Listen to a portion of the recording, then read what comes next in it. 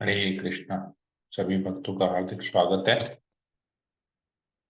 इस नए वर्ष में इंग्लिश कैलेंडर के अनुसार जो ये नया वर्ष है, उसमें हम भागवतम के नए अध्याय का पठन अध्ययन प्रारंभ कर रहे हैं। 18वां अध्याय। 17वें अध्याय में हमने पढ़ा कि किस प्रकार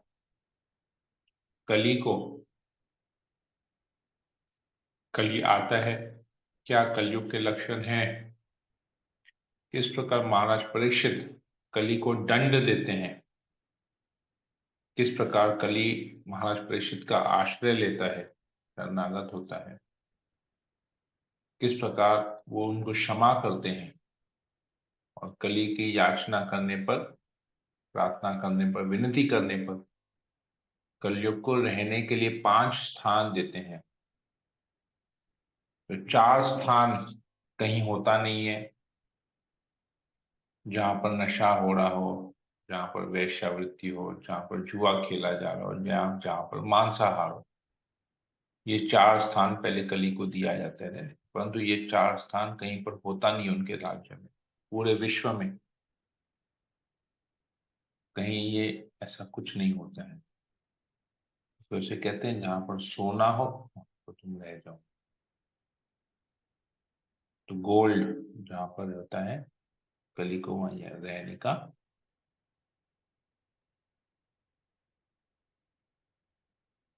अनुमति उसको दी जाती है। और पुनः धर्म की स्थापना करते हैं। जो बैल के रूप में आता है, जिसके 3 पांव टूटे हुए होते हैं, एक पांव पर खड़ा है, अर्थात धर्म के जो 3 स्तंभ है वो टूटे हुए होते हैं। तो उन बैल के उन पैरों की पुनः स्थापना करते हैं, धर्म की पुनः स्थापना करते हैं परीक्षित मान। यहां तक हमने पढ़ा। तो आज हम लोग 18वें अध्याय में और आगे इसका अध्ययन करेंगे कि किस प्रकार परीक्षित महाराज को श्राप मिलता है। उसके बारे में आज हम पढ़ेंगे। ओम अज्ञानतिमिरान्धस्य ज्ञानाञ्जनशलाकया चक्षुरुन्मीलितं येन तस्मै श्री गुरुवे नमः। नमो विष्णुपादाय कृष्णप्रेष्ठाय भूतले श्रीमते भक्तिवेदांत स्वामी नामिने। नमस्ते सरस्वती देवी गौरवाणी प्रचारिणे शेषशून्यविकासपतलेश। हे कृष्णा करुणा सिंधु दीनबंधु जगत्पते गोपेश गोपिकाकांत राम। तप्त कांचन गौरांगी राधे वृंदावन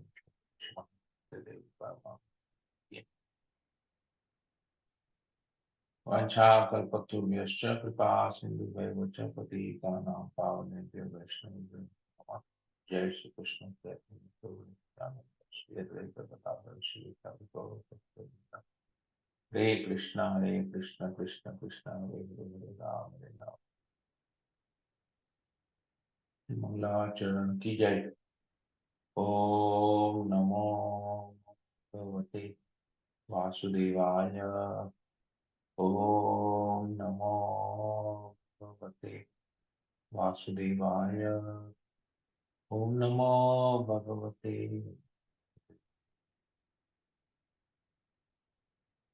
श्रीमद् भागवतम प्रथम स्कंद अध्याय 18 श्लोक नंबर 1। इस अध्याय का नाम है ब्राह्मण बालक द्वारा महाराज परीक्षित को श्राप। सूत गोस्वामी जो कि नैमिषारण्य में है और 60,000 ऋषिगण वहां पर एकत्रित हुए हैं भागवत कथा श्रवण करने के लिए।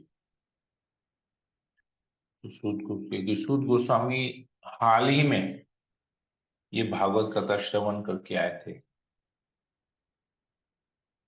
क्या कथा किनके यहाँ से श्रवण किया था? परीक्षित महाराज और सुखदेव गोस्वामी जो परीक्षित महाराज को बता रहे थे भागवत कथा, उस भागवत को श्रवण करके आए थे।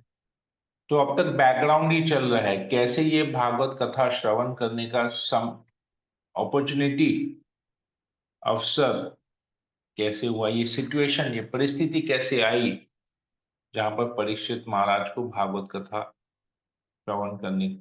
श्रवण किया, या कि सुखदेव गोस्वामी क्यों वहां पर आए महाराज परीक्षित को भागवत कथा सुनाने की। तो अभी ये बैकग्राउंड ही चल रहा है। सूत गोस्वामी कहते हैं, भगवान श्री कृष्ण अद्भुत कार्य करने वाले हैं। उनकी कृपा से महाराज परीक्षित द्रोण पुत्र के अस्त्र द्वारा अपनी माता के गर्भ में ही प्रहार किए जाने पर भी जलाए नहीं जा सके। तो ये हमने पढ़ा पिछले अध्यायों में कि किस प्रकार उत्तरा के गर्भ में जब महाराज परीक्षित थे तो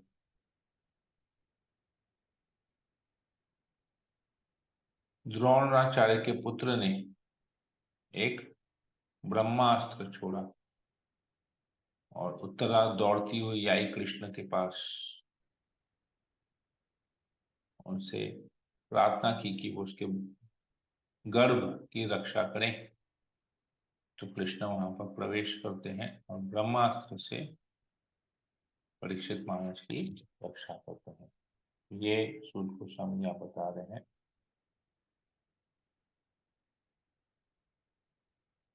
इसके अतिरिक्त महाराज परीक्षित स्वेच्छा से सदैव भगवान के शरणागत रहते थे। अतएव वे उड़ने वाले सर्प के भय से, जो उन्हें ब्राह्मण बालक के कोप भाजन बनने के कारण काटने वाला था, न तो भयभीत थे न अभिभूत थे। तो जब ये सिचुएशन ऐसा हुआ, जब उन्होंने परीक्षित महाराज जब उत्तरा माँ के गर्भ में थे, तब उन्होंने साक्षात भगवान श्री कृष्ण का चतुर्भुज का दर्शन किया। तब से ही वो पूर्ण रूप से भगवान के शरणागत हो गए थे, स्वेच्छा से। स्वयं मतलब उन्हें किसी ने बोला नहीं है, जैसे हम लोगों को बोला जाता है कृष्ण भगवान है, शरणागत हो, जप करो, ये करो, वो करो, बोला जाता है हमको, पर बोलने के बावजूद भी हम नहीं कर पाते। परंतु यहाँ महाराज परीक्षित स्वेच्छा से भगवान के शरणागत थे। और भगवान के शरणागत हो जाने के बाद उन्हें किसी प्रकार का कोई भय नहीं था। उनको शाप मिला कि सर्प 7 दिन बाद सर्प आके उनको काटेगा, परंतु वे भयभीत नहीं थे। इसके बारे में अभी ये पूरा अध्याय इसी के बारे में है, डिटेल में पढ़ते हैं। तत्पश्चात अपने समस्त संगियों को छोड़कर राजा ने शिष्य रूप में व्यास के पुत्र सुखदेव गोस्वामी की शरण ग्रहण की, और इस प्रकार वे भगवान की वास्तविक स्थिति को समझ सके। जब उन्हें शाप मिला तो उन्होंने सब कुछ छोड़ दिया और सुखदेव गोस्वामी से भागवत कथा श्रवण करने में अपने आप को पूर्ण रूप से लगा दिया। तो ये बैकग्राउंड चल रहा है, ये क्यों ये सिचुएशन होता है उसके बारे में अभी बताएंगे। ऐसा इसलिए हुआ क्योंकि जिन्होंने वैदिक स्तोत्रों की से स्तुति किए जाने वाले भगवान के दिव्य कथाओं के लिए ही अपना जीवन अर्पित कर रखा है, और जो निरंतर भगवान के चरण कमलों का स्मरण करने में लगे हुए हैं, उन्हें अपने जीवन के अंतिम क्षणों में भी किसी प्रकार की भ्रांति होने का डर नहीं रहता। तो ये संभव तभी है, मृत्यु के समय पूर्ण रूप से सब कुछ त्याग देना और भगवान के जो शुद्ध भक्त हैं उनके मुखावृंद से, उनके श्रीमुख से भगवान की कथा को श्रवण करना, ये कैसे संभव है? ये तभी संभव है जब किसी प्रकार का भय नहीं रहता। हमें हमेशा भय रहता है कब हमारी मृत्यु हो जाएगी, अचानक सब कुछ हो जाएगा, तो हमको ये करके रखना है, ये अरेंजमेंट करके रखना है, वो अरेंजमेंट करके रखना है, ऐसा करके रखना है, वैसा करके रखना है। परंतु परीक्षित महाराज ऐसे क्यों? हमको भय इसलिए क्योंकि हम अभी शरणागत नहीं है, भगवान के प्रति पूर्ण रूप से शरणागत नहीं है। इसलिए हमको लगता है कि हमको ये भी करना चाहिए, हमें ये करना चाहिए, मुझे ये करना चाहिए, मुझे ऐसा करना चाहिए, मुझे वैसा करना चाहिए। हम मैं सब, ये करना है वो करना है, परंतु सब कुछ भगवान की इच्छा से, भगवान की अनुमति से ही हो रहा है।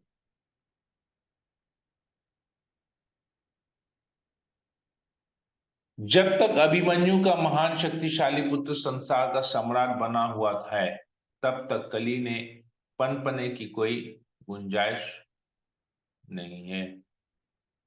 तो जब तक परीक्षित महाराज सम्राट है, पूरे विश्व के, सारे संसार के सम्राट है, केवल एक छोटे से देश के, छोटे से प्रांत के, छोटे से गांव के राजा नहीं, पूरे संसार के सम्राट है। कली के पनपने की कोई गुंजाइश नहीं है। तो कली कहीं किसी प्रकार से कहीं पर कुछ कर ही नहीं पा, जब तक परीक्षित महाराज सम्राट थे।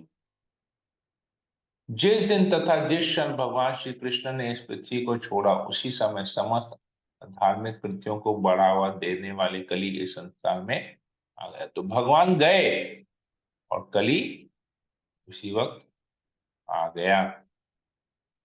महाराज परीक्षित मधुमक्खियों की तरह यथार्थवादी थे, जो केवल पुष्प के सार को ग्रहण करती थी। वे यह भली भांति जानते थे कि इस कलयुग में कल्याणकारी वस्तुएं तुरंत ही अपना शुभ प्रभाव डालती हैं, जबकि अशुभ कर्मों को वास्तविक रूप में संपन्न करना पड़ता है। अतः उन्होंने कभी भी कली से ईर्ष्या नहीं की। तो कली से, जो कि पूरे संसार में अशुभ कर्म को बढ़ावा देगा, ये जानते हुए भी उन्होंने कली से ईर्ष्या नहीं की। तो ये महान भक्त का गुण है कि महान भक्त कभी भी किसी से ईर्ष्या नहीं करता है, क्योंकि वो जब पूर्ण रूप से भगवान के साथ जुड़ा हुआ है प्रेम संबंध में, तो भगवान से जुड़ी हुई हर चीज के प्रति भी उसको प्रेम है। जैसे अगर हमारे संतान हैं, अगर हम वाकई में अपने संतान को प्रेम करते हैं, तो संतान से जुड़ी हुई हर चीज को भी हम प्रेम करें। अगर वास्तविक रूप में हम किसी से प्रेम करते हैं, या जैसे हम अपने पति या पत्नी से प्रेम करते हैं, तो पति और पत्नी से, पति या पत्नी से जुड़ी हुई हर चीज को भी हम संभाल के देख रखेंगे।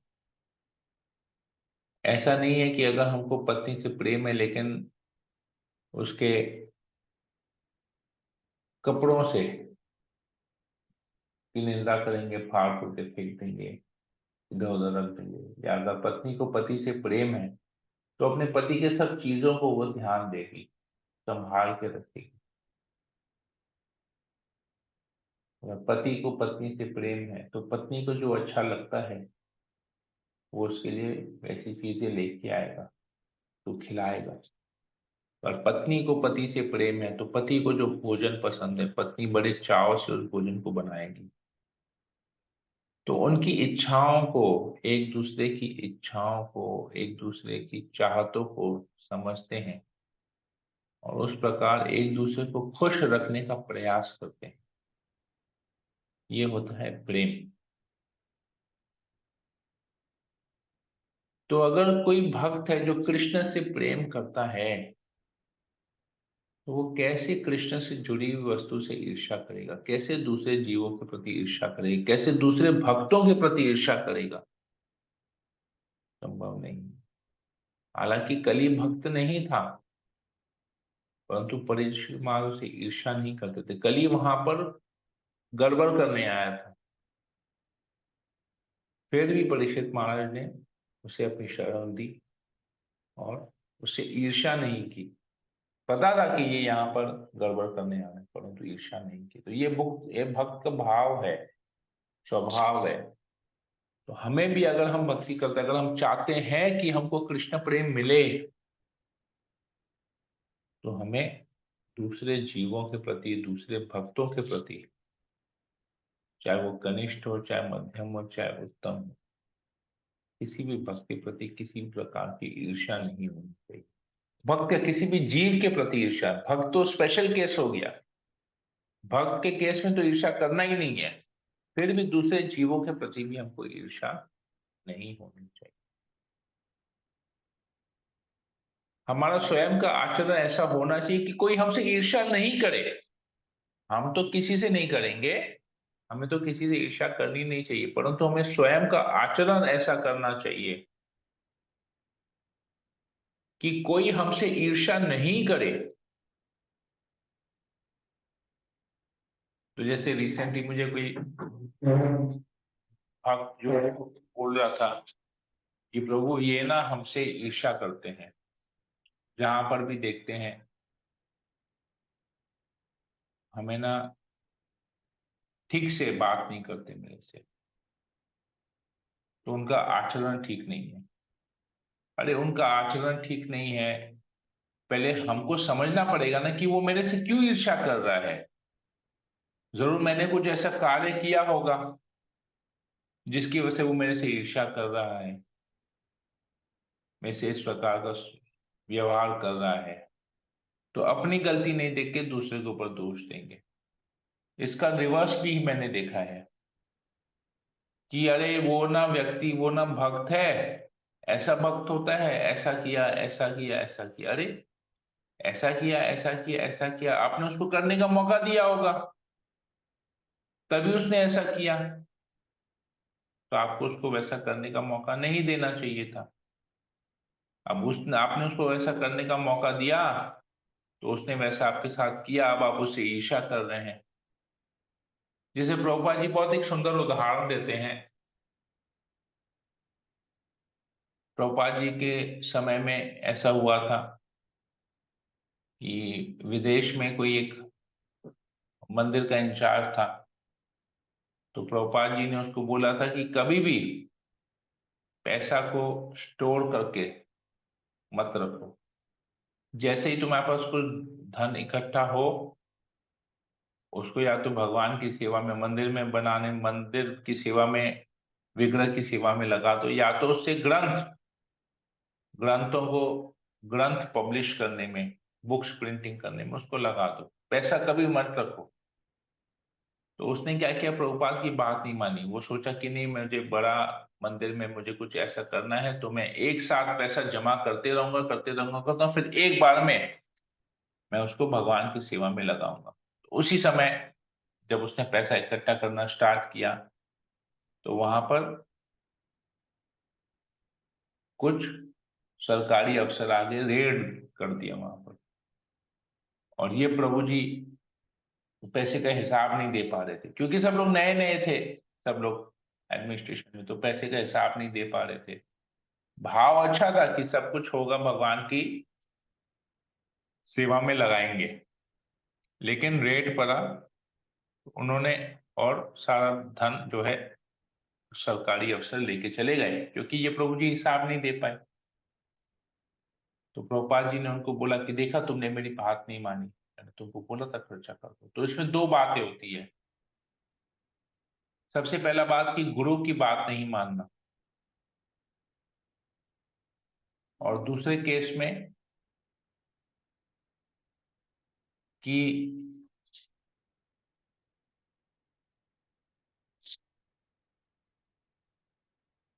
कभी भी हमारे पास जो भी हो, उसको तुरंत भगवान की सेवा में लगा देना चाहिए, लापरवाह नहीं होना चाहिए। तो हम उसमें सरकारी अफसर को नहीं दोष दे सकते, दोष हमारा है, क्योंकि हमने पैसा इकट्ठा करके रखा, बोल के अगला आया और रेड करके चले गया। अगर हम पैसा इकट्ठा नहीं करके रखते, जैसे आया वैसे खर्च करते रहते, भगवान की सेवा में लगा के रखते, तो सरकारी अफसर नहीं आता। मतलब हमने सरकारी अफसर को मौका दिया, तो सरकारी अफसर का दोष नहीं है, दोष हमारा है। तो इसलिए मैं इसी उदाहरण इसलिए दिया, क्योंकि अगर कोई व्यक्ति हमारे साथ कुछ गलत व्यवहार करता है, मतलब हमने उसको वो अपॉर्चुनिटी दिया कि वो मेरे साथ ऐसा गलत व्यवहार करे, हमने वैसा परिस्थिति क्रिएट किया, अगला कोई हमसे गलत करके जाता है तो हम अगले को दोष देते हैं कि उसने मेरे साथ ऐसा दुर्व्यवहार किया, परंतु हमने उसको अपॉर्चुनिटी दिया दुर्व्यवहार करने का, तभी उसने वैसा किया। तो जैसे कहते हैं कि किसी के घर में चोरी हो गई, तो चोर को दोष देते हैं। तो चोर को दोष क्यों देंगे? चोर का काम है चोरी करना। आपका काम है उसको, या हमारा काम है उसको ठीक तरह से संभाल के रखना ताकि चोरी नहीं हो। तो हमने ठीक से उसका ध्यान नहीं दिया, इसलिए चोरी हुई। चोर तो अपना काम ठीक करके गया। प्रॉब्लम कहाँ हुआ? प्रॉब्लम हम में है, क्योंकि वैसा हमने अपना कार्य ठीक से नहीं किया। हमने उसको, उस चीज को जो संभाल के रखना था, ध्यान पूर्वक रखना था ताकि वो चोरी नहीं हो, तो हमने अपना कार्य ठीक नहीं किया, वो चोरी हो गया। तो दोष चोर का नहीं है, दोष हमारा है। इसी प्रकार माया देवी का कार्य है लोगों को भगवान से दूर लेके जाना। तो वो अपना कार्य ठीक कर रही है, वो लोगों को भ्रांत धारणा से भगवान से अलग कर रही है। बता रही है कि भगवान नहीं है, तुम ही भगवान हो, अपनी इच्छा पूर्ति करो, इंद्र तृप्ति करो। ये माया देवी अलग अलग तरीके से बताती है। Eat drink and B Mary, क्या पता कल हो ना हो। खाओ पियो जियो, क्या पता कल हो ना हो। ये माया देवी हमको बता रही है। तो माया देवी अपना कार्य ठीक कर रही है। प्रॉब्लम हम में है कि हम माया देवी से आकर्षित होकर भगवान को छोड़ रहे हैं, भक्ति नहीं कर रहे हैं। तो हम माया को दोष देते हैं कि क्या करें प्रभु जी, माया में पड़े हुए हैं, माया हमको जकड़ के रखी है। नहीं, माया नहीं जकड़ के रखी, हमने माया को मौका दिया है हमको जकड़ने का। माया देवी तो अपना कार्य ठीक कर रही है। क्या हम अपना कार्य ठीक कर? हमारा काम है माया से बच के भगवान की भक्ति करना है, अर्थात भगवान की भक्ति करना, माया से बचना, ये हमारा कार्य है। तो क्या हम अपना कार्य ठीक कर रहे हैं? माया का कार्य है जीव को भगवान से दूर लेके जाना, जीव का कार्य है भगवान के साथ जुड़े रहना। हम जुड़े नहीं हो रहे हैं, हम जुड़ नहीं रहे हैं भगवान के साथ, इसलिए माया हमको पकड़ के रखी है। तो यही चीज यहाँ पर ईर्ष्या से ये बात आती है। तो देखिए, परीक्षित महाराज ईर्ष्या नहीं करते। ये बहुत बड़ा प्रैक्टिकल शिक्षा है हमारे लिए कि हमको जीवन में कैसा आचरण करना चाहिए। अगला श्लोक आता है। महाराज परीक्षित ने विचार किया कि अल्पज्ञ मनुष्य कली को अत्यंत शक्तिशाली मान सकते हैं, किंतु जो आत्म संयमी है उन्हें किसी प्रकार का भय नहीं है। राजा बाघ बाघ के समान शक्तिमान थे और मूर्ख लापरवाह मनुष्यों की रखवाली करते थे। तो परीक्षित महाराज को पता था कि कली बहुत शक्तिशाली है,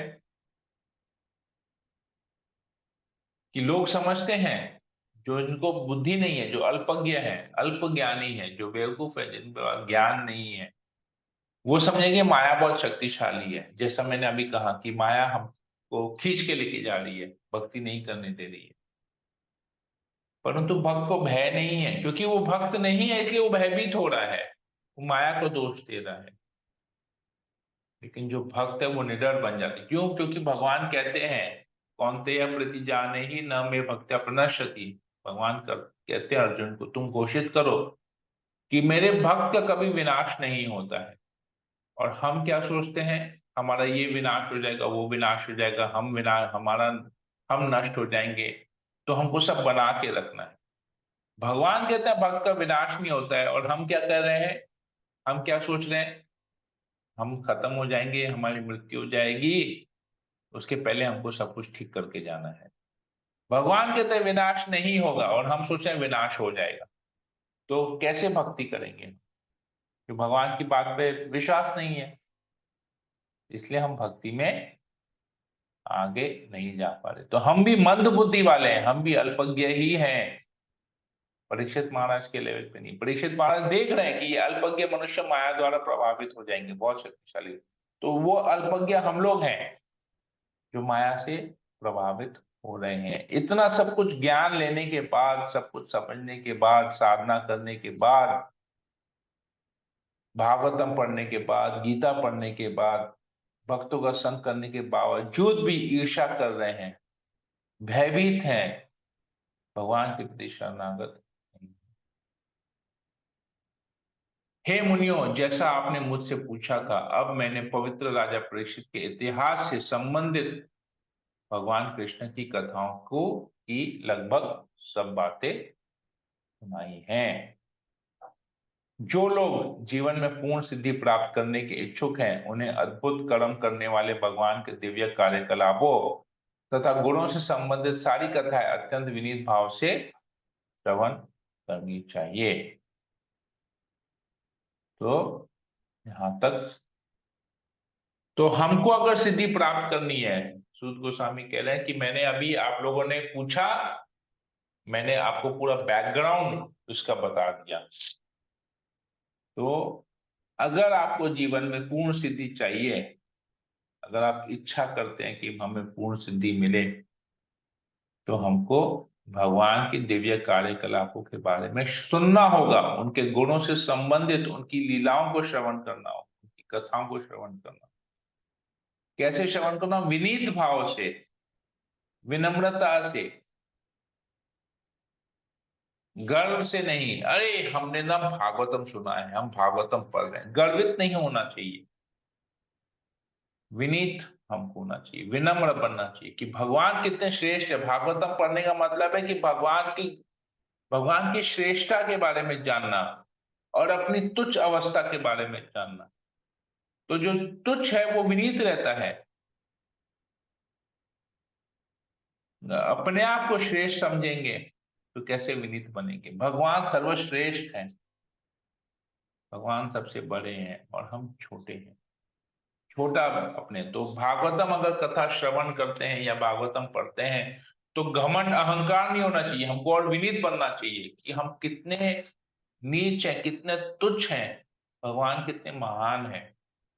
इन भागवतम की कथाओं से हम एटलीस्ट कुछ तो है कि हम भगवान के दिव्य लीलाओं के बारे में श्रवण कर सक रहे हैं, सुन सक रहे हैं।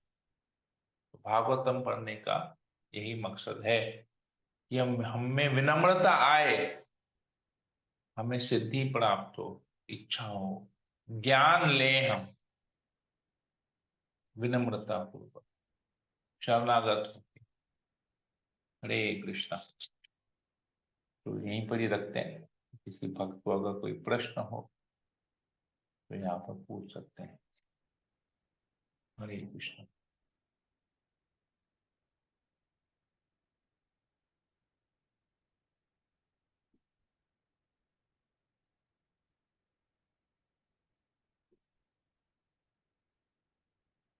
हरे कृष्ण प्रभु जी। नहीं। हरे कृष्णा।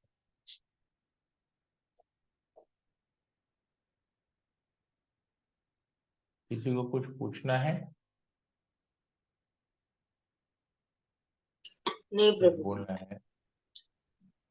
हरे कृष्ण। हरे कृष्णा। विनीत मंडल प्रभु।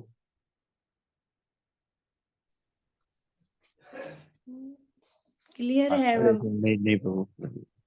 ओके, क्लियर है, ठीक है। तो जब सब कुछ क्लियर है तो बहुत अच्छा है कि प्रभुपाद जी कृपया इतने सरल तरीके से इन संस्कृत शब्दों का प्रभुपाद जी अनुवाद करते हैं, सब क्लियर कर दिया। ठीक है, तो मैं सेशन को फिर यहीं एंड करता हूँ। हरे कृष्णा कृष्ण कृष्ण हरे हरे, हरे राम राम राम हरे हरे। वाञ्छा कल्पतरुभ्यश्च कृपा सिन्धुभैव च पतितानां पावनेभ्यो वैष्णवेभ्यो नमो नमः। समेत भक्तवृंद की जय, जगत गुरु श्रील प्रभुपाद की जय, ग्रंथ श्रीमद् भागवतम की जय। हरे